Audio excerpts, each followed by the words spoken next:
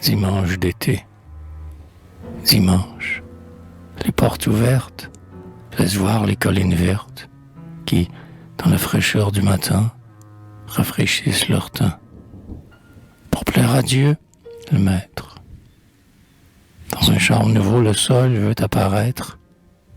Tout chante, le mot et le chant. La tige effleure, la brise est chant. La nature, comme un grand cœur joyeux, s'épanche. La nature, elle aussi, célèbre le dimanche.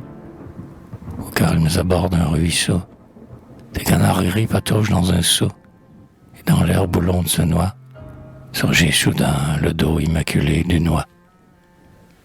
Les coqs chantent, perchés.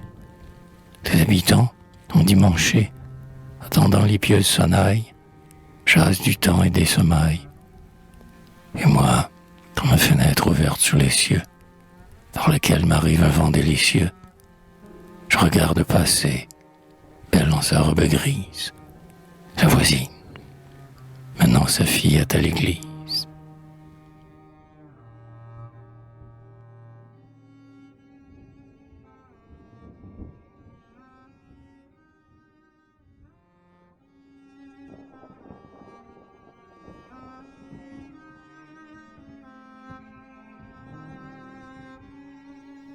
Ouais, conduis ton enfant au temple du Seigneur, Mère, afin que la foi grandisse dans son cœur, afin que la douceur de Dieu tombant sur elle, sa tâche soit un jour noble et surnaturel, afin que son esprit, encluant la beauté, soit traversé, parfois, d'éclairs d'éternité, que l'innocence brille en son regard de vierge, qu'elle reste naïve, et qu'elle allume un cierge, quand, soudain dans la nuit, le grand vent soufflera, et quand, dans le lointain, la foudre grondera, et confiante, et d'une âme attendrie, elle fasse des vœux à la Vierge Marie.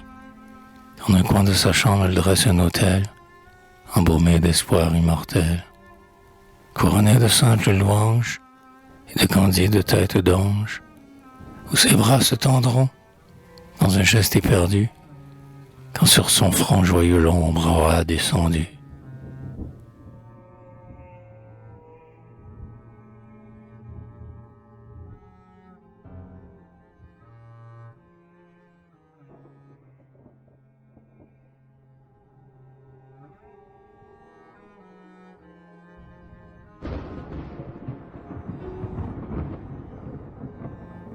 Car il nous faut savoir lever les yeux au ciel et croire qu'il est tout, qu'il est l'essentiel.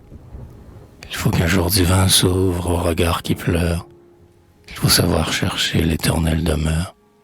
Il faut savoir plier humblement les genoux pour accepter les maux qui s'abattent sur nous, pour être résigné, sans plainte et sans reproche.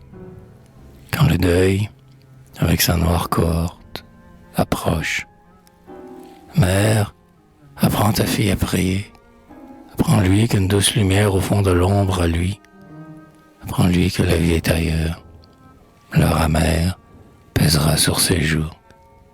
Quand, plus tard, jeune mère, épouse d'un colon courageux et fervent, des fraîcheurs d'un domaine inculte auparavant, elle continuera la tâche des ancêtres, en élevant, nombreux, de nouveaux petits êtres, qu'au mur de sa maison, alors, on puisse voir les verts rameaux bénis et la croix de bois noir,